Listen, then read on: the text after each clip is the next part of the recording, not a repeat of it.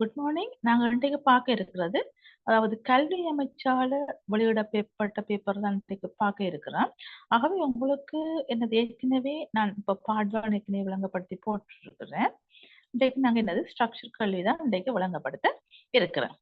ஆகவே உங்களுக்கு வேண்டுமென்றா நீங்க என்ன செய்து கொள்ளலாம், இந்த வின் சயின்ஸ் யூடியூப் சேனல்ல போய் பார்த்தால் அதுல உங்களுக்கு தெளிவான விளக்கங்கள் அதை போட்டிருப்பேன் பாருங்க. ரைட். இப்போ நான் கற்ற வினால முதலாவது கல்வியை பார்த்துக் கொள்வேன். துருவ பிரதேசங்களில் மனித செயற்பாடுகள் சூழல் மீது தாக்கம் செலுத்தும் வீதம் இந்த எண்ணக்கரு படம் காட்டி இருக்கு. அப்ப இதுல பாத்தீங்கன்னா தெரியும், என்னது 2000 ஆண்டு, 25ஆம் ஆண்டு, 2050ஆம் ஆண்டு எவ்வாறு காணப்படுது, அது அவங்க அங்கிகள் எப்படி இருந்தது, அங்கிகளின் எண்ணிக்கைக்கு என்ன நடக்குது, சமுத்திர நீருக்கு என்ன நடக்குது, சமுத்திர நீர் மட்டம் என்ன செய்து உயர்ந்து கொண்டு போகுது. ரைட். ஆகவே முதலாவது 2050ஆம் ஆண்டளவில் சமுத்திர நீர்மட்டம் அதிகரிப்பில் செல்வாக்கு செலுத்தும் சூழல் மாற்றம் யாது? சமுத்திர நீர்மட்டம் உயர வேண்டும் என்று சொன்னால் என்ன நடக்க வேணும்? பனிப்பாறைகள் உருகணும். பனிப்பாறைகள் உருக வேண்டும் என்று சொன்னால் வெப்பநிலை அதிகரிக்க வேண்டும். ஆகவே அதுக்கு என்ன காரணம்? பூகோள வெப்பம் உறுதல். அவையே பூகோள வெப்பம் என்ன செய்யுது? உயர்வடைகிறது. பூகோள வெப்பமுறுதல் காரணமாகத்தான் அது நடந்து கொள்ளும். ரைட். அடுத்து, இங்கு ஒரு சீயில் காட்டப்பட்டுள்ள கடல் நீர் மட்டம் அதிகரிக்கும் சூழற் காரணி என்பால் செல்வாக்கு செலுத்தும் வாயுக்கள் 2 குறிப்பிடுக. ஆகவே நீங்க என்னது பச்சை விட்டு வாயுக்கள் ஏதாவது 2 குறிப்பிட்டு கொள்ளையில ஒன்று கார்பன் ஆக்சைடு அல்லது கந்தகவீர் ஆக்சைடு அல்லது குளோரோ கார்பன் ஏதாவது வாயுக்கள் நீங்க மென்ஷன் பண்ணி கொள்ள முடியும். ரைட். அடுத்தது பார்த்தோம்னு சொன்னால் மேலே உருவின் அடிப்படையில் 2000 வரை பெண் குயின்களின் குடித்தொகையின் எண்ணிக்கை காலத்துடன் மாறும் விதம் பின்னர் வளையில் காட்டப்பட்டுள்ளது. ஆகவே அவதாரத்திற்கு காரணமாக அமைந்த மனித நடவடிக்கைகள் என்ன சொல்லிக் கொள்ளலாம்? ஒன்று காடுகள் அழிக்கிறது, மற்றது என்னது காடுகள் அழிக்கிறது, மற்றது என்னது தொழிற்சாலைகள் நிறுவுவது. அப்ப தொழிற்சாலை கணக்கு வந்து என்ன நடக்கும்? தொழிற்சாலைக்குள்ளே புகைகள் வெளியேறுவதன் மூலம் அதனால என்ன நடக்க போது எங்களுக்கு இந்த உபகாராக பச்சை விட்டு வாயுக்கள் வெளிவிடுறதால எங்களுக்கு இந்த சூழல் வெப்பநிலை அதிகரிக்கிறதுக்கு காரணமாக அமையுது. ரைட். ஆகவே அப்ப உங்களுக்கு என்ன நடக்கும்? ஏதாவது நீங்க 2 எழுதி கொள்ள முடியும். ஆகவே 2025க்கும் 50 வரை கால வரைவின் எஞ்சிய பகுதியை பூர்ணப்படுத்து. அப்ப எஞ்சிய பகுதியில் என்ன நடக்க போகுது? அப்படி குறைஞ்சன் வந்தது அங்க என்ன நடக்குது? அங்காலையும் 25 50 மட்டுமே நடக்குது. அப்படியே குறைஞ்சு கொண்டு வருது. அந்த வளைவாகவே நீங்க கீறி காட்ட வேணும். அந்த வளைவோடையே வளைவாக நேராக கீற காட்டக்கூடாது. ரைட். ஆகவே வளைவாக வர வேணும். வளைவாக வாரது மட்டும் இல்லாமல் நீங்க இன்னொன்று நோட் பண்ணிக்கொள்ள வேணும். எது? இந்த 0க்கு வராது. ஏன்? 2050ஆம் ஆண்டு என்னது பெண் குயின் இருக்குது, இல்லாம போகல. ரைட். ஆகவே 0க்கு வர இயலாது. 0க்கு வந்த அப்பல சரிதானே? ஆகவே இப்படி வளைவா வந்து என்ன செய்ய வேணும்? இப்படி இதோட ஸ்டாப் பண்ணிட வேணும். சரிதானே? ரைட். அடுத்தது பார்த்தோம்னு சொன்னால் பொருட்களின் முகாமைத்துவம் மற்றும் சக்தி முகாமைத்துவ காரணமாக அபிவிருத்தி சூழல் மாற்றங்களுக்கு பாதகமான முறையில் செல்வாக்கு செலுத்துவதாக மாணவர்கள் கூறுகின்றனர். ரைட். அதுல பேண்தகு அபிவிருத்தி என்பதால் கருதப்படுவது யாது? பேண்தகு அபிவிருத்தி அதாவது நாங்க என்ன செய்ய போறோம்? அதாவது இயற்கையாக காணப்படுற வளங்களை நாங்க என்ன செய்ய வேணும்? எதிர்கால சந்ததியினர் பயன்படுத்தக்கூடியவாறு வைத்துக்கொண்டு நாங்க எங்களோட அறிவை பயன்படுத்தி என்ன செய்ய வேணும்? நாங்கள் என்னது அதை பேணி பாதுகாக்க வேணும். அதைத்தான் நாங்க என்ன சொல்ல போறோம்? பேண் தகு அபிவிருத்தி என்று சொல்ல போறோம். அதாவது இயற்கை சமநிலை குழம்பக்கூடாது. ஓகே. அதாவது அப்ப என்ன சொல்ல வேணும்? சமநிலை குழம்பாதவாறு எதிர்கால சந்ததியினரும் பயன்படுத்தக்கூடியமா இருக்க வேணும். அந்த வளங்கள் வச்சிருக்க வேணும். அது என்னது? எங்களோட அறிவை பயன்படுத்தினாத்தான் அதை செய்து கொள்ள முடியும். என்ன? ஆகவே பேண்தகு அபிவிருத்தி என்பதனால் கருதப்படுவது யாது? அது உங்களுக்கு விளங்கி இருக்கும். ரைட்.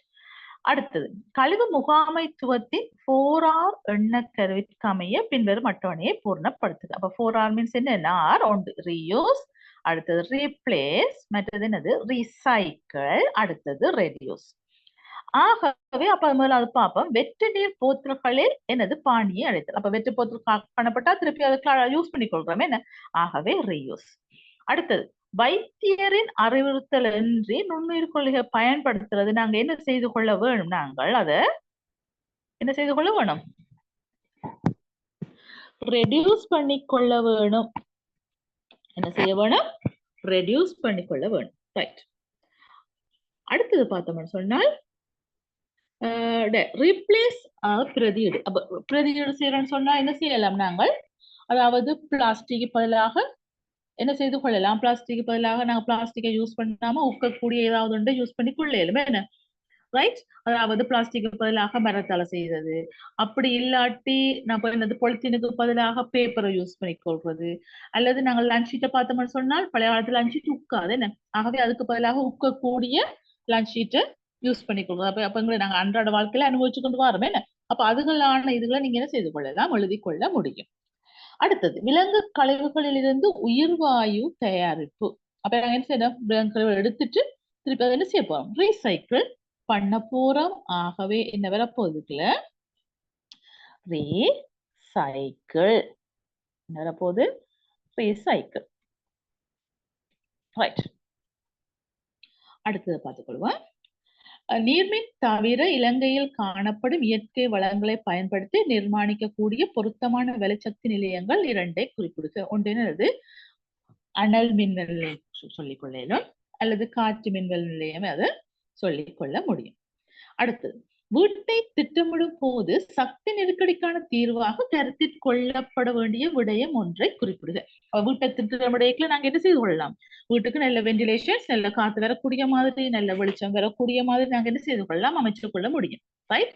ஆகவே அதுக்கேற்ற மாதிரி நாங்க ஜன்னல்கள் வைப்பதன் மூலம், நல்ல கதவுகள் வைப்பதன் மூலம், அல்லது என்னது எங்களுக்கு இதுகளை என்னது வெளிச்சம் வரக்கூடிய மாதிரி கண்ணாடிகள் உள்ளவாறு நாங்க என்ன செய்து கொள்ளலாம் அமைப்பதன் மூலம், அதே மாதிரி என்னது எங்களுக்கு காத்து வரக்கூடிய மாதிரி இதுகளை நாங்கள் அமைச்சு கொள்ள முடியும். சரிதானே? ரைட். அடுத்தது பார்த்தோம்னு சொன்னால் உயிர் சடப்பொருட்கள் அடங்கும் உயிர் மூலக்கூறுகள் மற்றும் விட்டமின்கள் என்பன சேதன சேர்வைகள் எனவும் கனியுப்புக்கள் அசைதன சேர்வைகள் எனவும் அழைக்கப்படுகிறது. இதுல பார்ப்போம், கார்போஹைட்ரேட் மற்றும் லிப்பிட்டில் காணப்படாததும். அப்ப கார்போஹைட்ரேட்லயும் லிப்பிட்லயும் என்னென்ன காணப்பட போகுது, கார்பன், ஹைட்ரஜன், ஆக்சிஜன், CHO காணப்படும். ஆனால் புரதத்துல என்ன காணப்பட போகுது, கார்பன், ஹைட்ரஜன், ஆக்சிஜன், நைட்ரஜன், சில புரதங்கள்ல மட்டும்தான் கந்தகம் காணப்படுகிறது. ஆகவே CHONS. ஆகவே எனது இதுகள்ல காணப்படாததும் புரதத்துல காணப்படுறது. அப்ப என்னத்தை மென்ஷன் பண்ணி கொள்ள முடியும், கந்தகம் சில புரதங்கள்ல தானே. அப்ப என்னது பொதுவாக நாங்க என்னத்தை யூஸ் பண்ணி கொள்ளும் என்ன, ரைட்? ஆகவே என்னது நைட்ரஜன் எல்லா புரதங்களையும் காணப்படுது. ஆகவே நாங்க நைட்ரஜன் சொல்லிக் கொள்ளும்.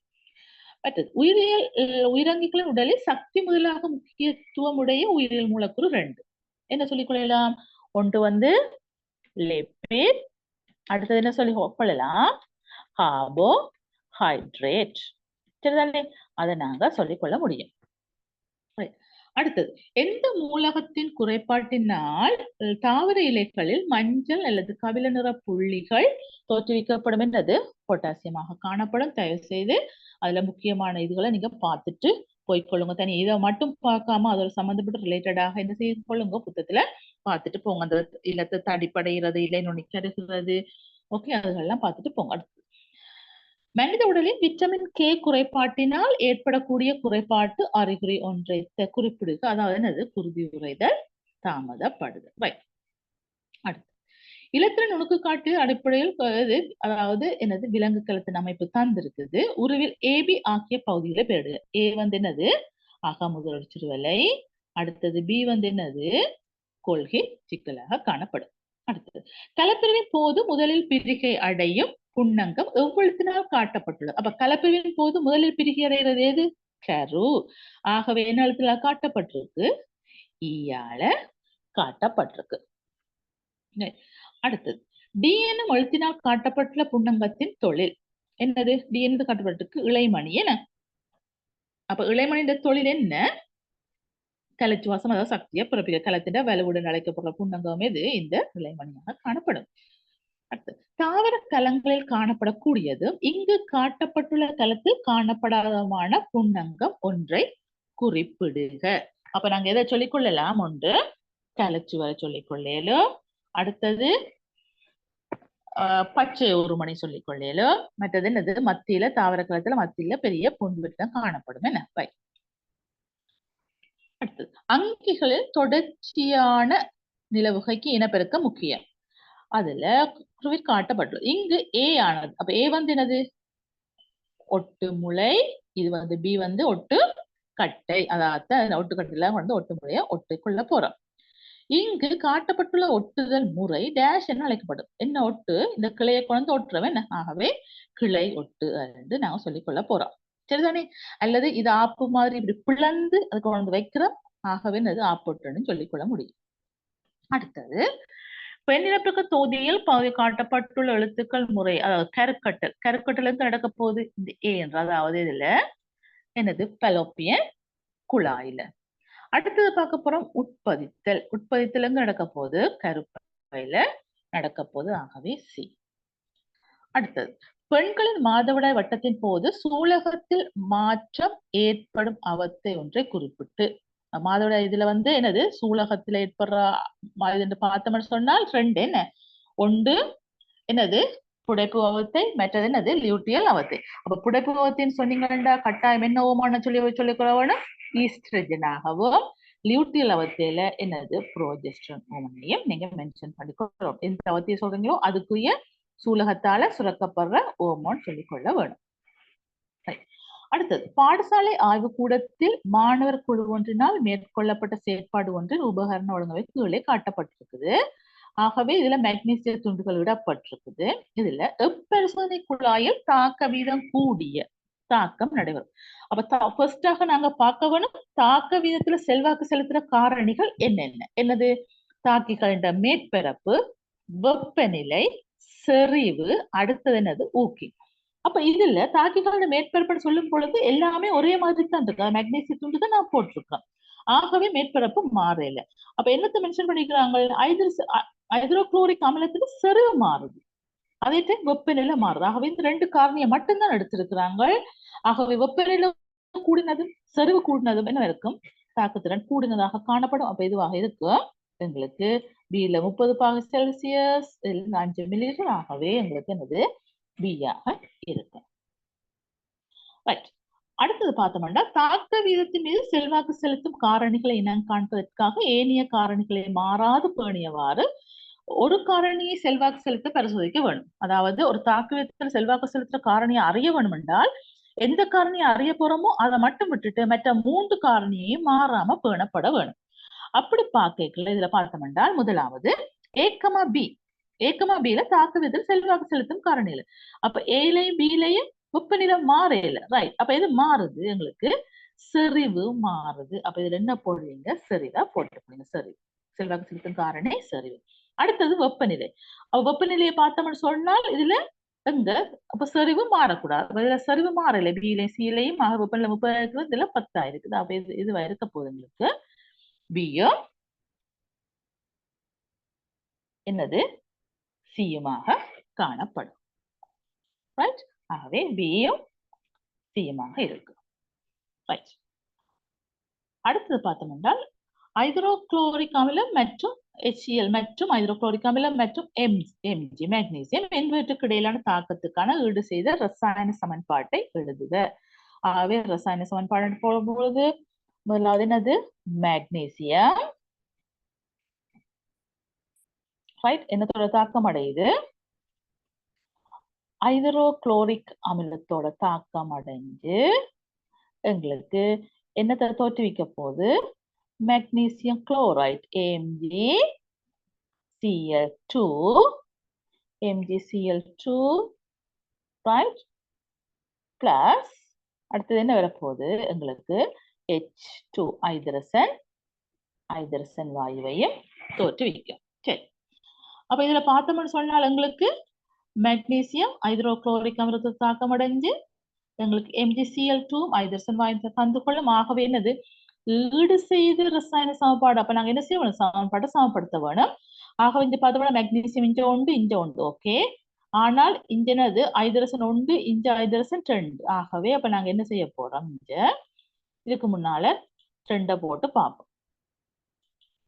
ரைட். 2 போட்டு பார்த்தோம்னு சொன்னால் எங்களுக்கு ரைட். அப்ப இங்க பார்த்தோம்னு சொன்னால் இங்க 2 ஹைட்ரசன் 2, அங்காலையும் 2. அடுத்த குளோரின் பாருங்க, 2 குளோரின், இங்கால குளோரின் 2. ஆகவே இதான் ஈடு செய்யப்பட்ட ரசாயன சமன்பாடாக காணப்படும். அப்ப இதுல இன்னொரு கேள்வி கேட்கலாம், இது என்ன வகையான தாக்கமாக காணப்படும்? என்னது? ஒற்றை இடப்பெயர்ச்சி தாக்கமாக காணப்படும். ரைட்? ஓகே, இலகுவான முறையில தாக்கம் எழுதுறது ரைட், உங்களுக்கு தெரிஞ்சிருக்க வேணும். அதுல இதுல காணப்படுற அயன்களை தெரிஞ்சிருந்தால் எங்களுக்கு என்னது இலகுவாக இந்த மெக்னீசியம் ஆனது யாரோட தாக்கம் எழுதுன்னு கண்டுபிடிச்சு கொள்ளையிலும். ரைட்? ஓகே, அடுத்தது மேற்படி பரிசோதனையில் தரப்பட்டுள்ள நிலைமைகளின் கீழ் மெக்னீசியம் துண்டுகளுக்கு பதிலாக அதற்கு சமனான செப்பு துண்டுகள் பயன்படுத்த முடியுமா? இல்ல. என்ன காரணம்? மேலே பியில் நீங்க குறிப்பிட்ட விடைக்கான காரணத்தை குறிப்பிடுங்க. என்ன காரணம்? அதாவது செப்பு வந்து எங்க இருக்குது? ஐதரசனுக்கு கீழே இருக்குது. ஆகவே அது என்ன செய்யாது, ஹைட்ரோகுளோரிக் அமில தாக்கம் அடைந்து ஹைட்ரஜன் வாயுவை தோற்றுவிக்க முடியாது. சரி, சில சந்தர்ப்பங்கள்ல செறிவு கூடிய ஒரு அமுக்கம் இருந்தால் வரலாம், ஆனா உங்களுக்கு அது தேவை இல்லை. உங்களுக்கு என்னது, ஹைட்ரஜனுக்கு மேலே இருக்கிற உலோகங்கள்ல அமிலத்தோட தாக்கம் அடைஞ்சு ஹைட்ரஜன் வாயுவை தோற்றுவிக்க வேண்டாம் மட்டும்தான் உங்களுக்கு தேவை. Right, okay. அடுத்தது PQR என்பவற்றால் 3 மூலகங்கள் காட்டப்பட்டுள்ளன. இங்கு பயன்படுத்தப்பட்ட குறியீடுகள் அவற்றின் நியம குறியீடுகள் அல்ல. ரைட், அப்ப இதுல ஃபர்ஸ்டாக உங்களுக்கு தெரிஞ்சிருக்க வேணும், ஒவ்வொரு டைம் இனம் காண்போம் என்னன்னு சொல்லி. முதலாவது என்னது, இலத்திர நிலையமைப்பு 2,4, அதாவது அணு 6. ஆகவே யாரா இருக்க போகுது? உங்களுக்கு கார்பனாக இருக்கு. ரைட், அடுத்தது பார்த்தோம்னு சொன்னா 2, 8, 7. ரைட், அடுத்தது 2, 8, 7, 2, 8, 7, 17 அணுவன் யாரா இருக்க போகுது? உங்களுக்கு குளோரினாக இருக்கு. ரைட், அடுத்தது பார்த்தோம்னு சொன்னால் என்னது, 2, 8, 1 யாரா இருக்க போகுது? உங்களுக்கு சோடியம். என்ன அணுவன் 11. ஆகவே சோடியமாக காணப்படும். ரைட், ஃபர்ஸ்டாக இப்படி தந்த உடனே ஃபர்ஸ்டாக இதை நோட் பண்ணி கொள்ளுங்க. ரைட், சரிதானே? இப்ப பார்த்துக்கொள்வோம். Q எனும் மூலகத்தின இனம் கண்டு அதனை பெயரிடுக. அப்ப என்னது, QR குளோரின். சரிதானே? அடுத்தது P யின் இலத்திர நிலையமைப்பை எழுதுக. இந்த P யின் இலத்திர அமைப்பு வரப்போது 2,4 இலத்திர நிலையமைப்பு. அடுத்தது PQR என்பவற்றுக்கிடையே மின்னிருத்தன்மை கூடிய மூலகம் எது? எது மின்னிருத்தன்மை கூடினது? 7ஆம் கூட்டத்துக்கு அதுக்கு குளோரினாக இருக்கும். அதாவது 1ஆம் கூட்டத்துக்கு மின்னிருத்தன்மை குறைவாகவோ 7ஆம் கூட்டத்துக்கு கூடவாகவோ உங்களுக்கு 20 மூலகங்கள்லயும் மின்னிருத்தன்மை கூடினது புளோரினுக்கு, மின்னிருத்தன்மை குறைஞ்சது பொட்டாசியத்துக்கு கண்டு உங்களுக்கு தெரிஞ்சிருக்க வேணும். அடுத்து வலுவளவு ஓட்டில் இலத்திரன் அட்டகத்தை பூர்ணப்படுத்திக் கொள்வதற்காக அணுக்களுக்கு இடையே பிணைப்புகள் தோன்றுகின்றன. அவை PQ என்பவற்றுக்கிடையே தோன்றும் சேர்வு என்ற சூத்திரத்தை தருக. இந்த Pயும் Qவும் என்னது, கார்பனும் குளோரின் தாக்கம் அடைய போது. ஆகவே அவங்களுக்கு வலுவளவு சேர்வை எழுதணும், சூத்திரம் எழுதணும், வலுவளவு தெரிஞ்சிருக்க வேணும். ஆகவே கார்பனுக்கு வலுவளவு 4, குளோரினுக்கு வலுவளவு 1 என்ற 1 ஏற்க போகுது. ஆகவே அப்ப எங்களுக்கு என்ன வரப்போகுது? யார ஃபர்ஸ்ட் எழுதுவோம்? இலத்திரனை கொடுக்கிறாள் தான் என்ன செய்ய போறோம்? நாங்கள் ஃபர்ஸ்டாக முன்னுக்கு எழுதுவோம். ஆகவே என்ன வரப்போகுது? உங்களுக்கு மைனஸ் பின்னுக்கு எழுதி கொள்வோம். என்ன? ஆகவே முதலாவது இது PQ. ஆகவே நீங்க என்ன லெட்டர்ஸ் யூஸ் பண்ணிக்கொள்ள வேணும்? P-ஐயும் Q-ஐயும் தான் எழுதி கொள்ள வேணும். PQ 4ஆக காணப்படும். சரிதானே? ஆகவே இந்த 4 வந்து நீங்க கீழே எழுதி கொள்ள வேணும். நான் ரைட் எனக்கு டைப் வச்சு கொடுக்குறேன். சரிதானே? ஆகவே P-க்கு வலுவளவு 4 ஆக்சிஜன் Q-க்கு போகும். Q-ண்ட வலுவளவு எங்க போகும்? உங்களுக்கு P-க்கு போகும். ஆகவே அது கொண்டபடினால நாங்க போட வேண்டிய அவசியம் இல்லை. அடுத்தது QR தோன்றும் பிணைப்பின் வகைகள். அப்ப Q-க்கும் P-க்கும் முதலாவது QP. Q-க்கும் P-க்கும் இடையில என்ன வகையான பிணைப்பு வர போகுது? உங்களுக்கு அதாவது இலத்திரங்களை பங்கிட போறாங்க. என்ன கொடுக்க மாட்டாங்க, பங்கிட போறாங்க. ஆகவே எங்களுக்கு என்னது, பங்கிட்டு வர பிணைப்பு. அடுத்தது பார்த்தோம்னா QR என்ன, சோடியமும் குளோரின், சோடியம் குளோரைட். ஆகவே அது என்னது, சோடியம் அந்த ஒரு இலத்திரனை கொடுக்க அவர் வாங்க போறார். ஆகவே எங்களுக்கு என்ன, சோடியம் குளோரைட் என்ன வகையான பிணைப்பு? அயன் பிணைப்பாக காணப்படும். ரைட், இப்ப இப்ப அடுத்தது பார்த்தோம் சொன்னால் QR ஆகிய அணுக்களுக்கிடையே என்பவற்றுக்கிடையே பிணைப்புகள் தோன்றும் விதத்தை பின்வரும் கட்டத்தில் குறித்து காட்டுது. அப்ப Q வந்து யாரு? Q வந்து குளோரினும், R வந்து சோடியமாக இருக்கும். ஆகவே நீங்க என்ன செய்து கொள்ள வேணும்? குறிக்கொள்ள வேணும். சரிதானே? ஆகவே என்னது?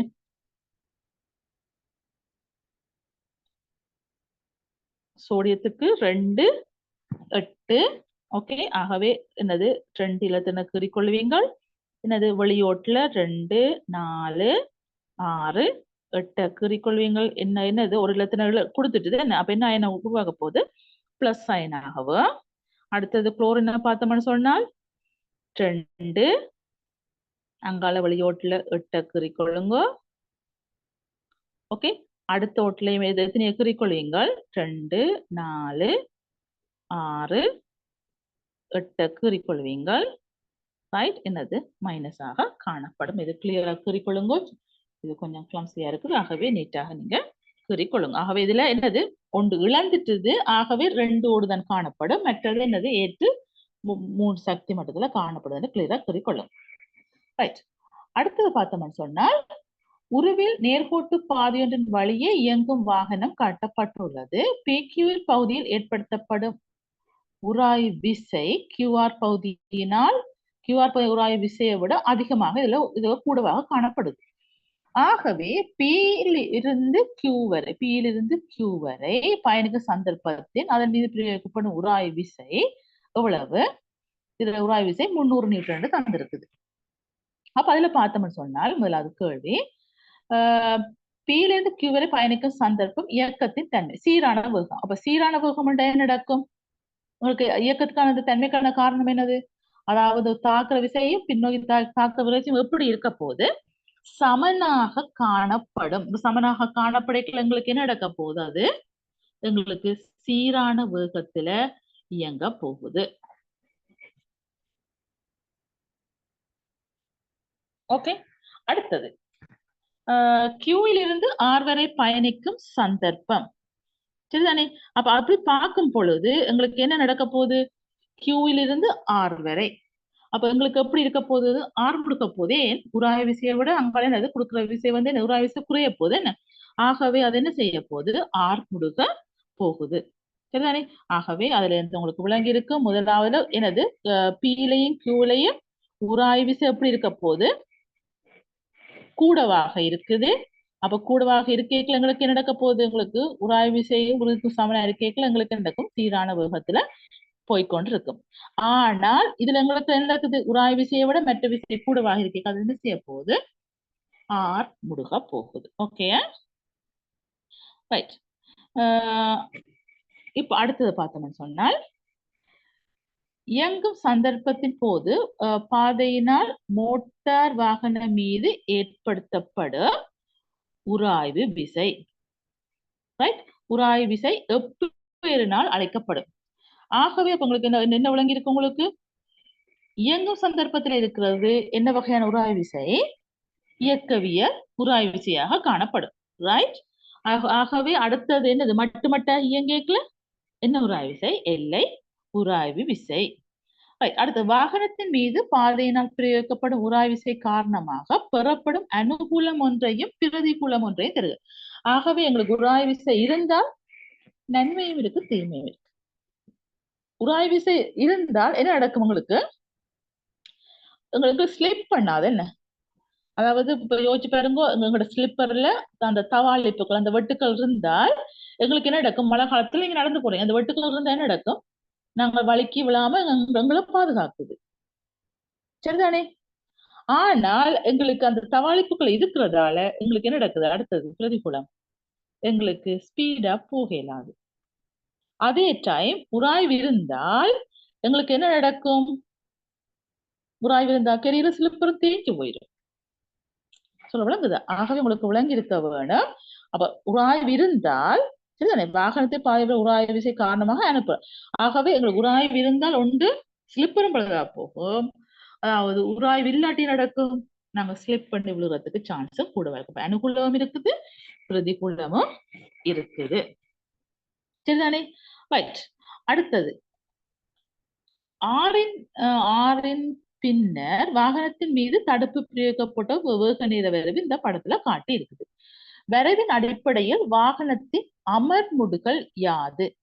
அப்ப அமர்முடுகள்னு சொல்லும் பொழுது எங்களுக்கு என்ன தெரியும்? அமர்முடுகளுக்கு சமன்பாடு இருக்கா? இல்ல. அமர்முடுகளுக்கு எங்களுக்கு சமன்பாடு இல்லை. ஆனால் எனது ஆர்முடுகளுக்கு தான் தெரியும் வேக மாற்றத்தின் நேரம். அப்ப இறுதி வேகம் எவ்வளவு? இறுதி வேகம் 0 மைனஸ் எனது ஆரம்ப வேகம் எவ்வளவு? 10. அதுக்கடுத்த நேரம் எவ்வளவு? 3. ஆகவே எங்களுக்கு ஆன்சர் என்ன வரப்போகுது? சமன் எனது மைனஸ் தசத்துல வரப்போகுது என்ன 0 தசம் அப்படியே 3 சம்திங்னு சொல்லி என்னது மீட்டர் செகண்ட் -2 ஆக காணப்படும். என்னது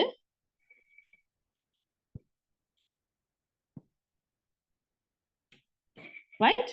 அப்ப என்ன நடக்க போகுது? மைனஸ் எங்களுக்கு மீட்டர் செகண்ட் -2 ஆக இருக்கும். இது மீட்டர் செகண்ட் -2 ஆக இருக்கும். என்னது ஆர்முடுகள். ஆகவே கேட்டது அமர்முடுகள். ஆகவே இந்த பெருமானத்தை கண்டு போட்டு நீங்க என்ன செய்து கொள்ளலாம்? அதுக்கு பிறகு நீங்க எழுதி கொள்ளலாம். என்னது அமர்முடுகள் சமன் 0.33 என்னென்று போட்டுக்கொள்ளலாம்.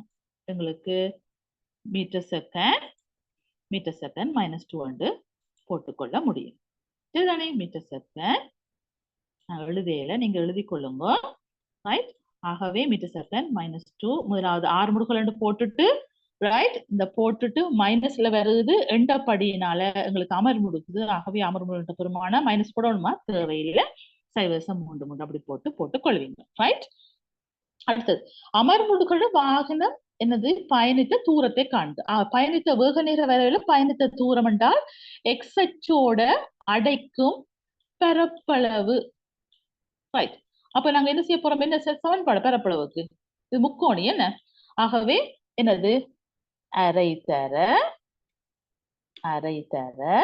அடி எவ்வளவு? அடி 3 தர என்னது செங்குத்தியரம் எவ்வளவு? 10 காணப்படும். ஆகவே எவ்வளவு வரப்போகுது உங்களுக்கு? 2ஆல 10 பிரிச்சா 5. ஆகவே 5 15 மீட்டராக இருக்கும் என்னது தூரம். ரைட்? அடுத்தது வாகனத்தின் மீது திடீரென தடுப்பு பிரயோகிக்கப்படும் போது அதில் பயணிப்போர் முன்னோக்கி வீசப்பட்டனர். இத்தோற்றப்பட்ட விளக்குவதற்கு நியூட்டனின் எத்தனாம் விதி பயன்படுத்தப்படும்? நியூட்டன் முதலாம் விதி என்ன? ஓகே. அடுத்தது 80 கிலோகிராம் திணியுடைய ஒருவர் மின் உயர்த்தி மீது நிற்கிறார். மின் உயர்த்தியில் மனிதன் ஓய்விருக்கும் போது தொழிற்படும் விசையை பெரும்படுக்காது. ஆகவே எங்களுக்கு என்ன விசைகள் தாக்க போகுது? உங்களுக்கு இதுல இவற்றை நிறை தாக்க போகுது. ரைட்? நடக்க போகுது. இதுல நிறை தாக்க போகுது. என்னது mg. அதே மாதிரி எங்களுக்கு என்ன தாக்க போகுது? ஆளுக்கு மறுதாக்க விசை இவற்றை காலுக்கு கொடுக்க போது 6ஆக இருக்கு. ஓகே, 6ஆக காணப்படும் மறுதாக்க விசை. நோட் பண்ணி கொள்ளுங்க. சரிதானே? ரைட். அடுத்தது அதை கிளியரா கொள்ளுங்க. மேல் நோக்கி 6 மறுதாக்க என்னது கீழ் நோக்கி நிறையுமாக காணப்படும். ரைட். அடுத்தது பார்த்தோம்னு சொன்னால் எங்களுக்கு மின்னுயர்த்தி ஓய்வில் இருக்கும் போது உங்களுக்கு என்ன தேவை? அது மறுதாக்க விசையை காண்க. அவ மின்னுயர்த்தி ஓய்வில் இருக்கேக்கல எங்களுக்கு என்ன மாதிரி இருக்கு? ஓய்வில் இருக்கேக்க மறுதாக்க விசையும் எதுக்கும் சமனா இருக்கு? எங்களுக்கு நிறையும் சமனாக காணப்படும். ஆகவே அப்ப எங்களுக்கு எவ்வளவு வரப்போகுது? 80 கிலோகிராம். ஆகவே நிறை காண்றதுக்கு என்னது 80 நாங்க என்ன செய்து கொள்ளுவோம்? 10ஆல பெருக்கிக் கொள்வதன் மூலம் எங்களுக்கு நிறை வந்து கொள்ளும். ஆகவே எவ்வளவு இருக்க போகுது? 800 நியூட்டனாக இருக்கு. சரிதானே? அவை உங்களுக்கு விளங்கி இருக்கும். அதாவது என்னது மறுதாக்க விசையும் நிறையும் சமனா இருக்கேக்கலாம் எங்களுக்கு என்ன போகுது? ஓய்வுல இருக்கும். என்ன? ஆகவே ஓய்வு கேட்கல. அப்ப என்ன இருக்க போகுது? அப்ப நிறையன்னு சொல்லும் பொழுது என்னது 80 திணிவு 80 கிலோகிராம் நிறைய ஆக்குறதுக்கு நாங்க 10ஆல பெருக்கிறோம். ஆகவே 800 நியூட்டன். ரைட்.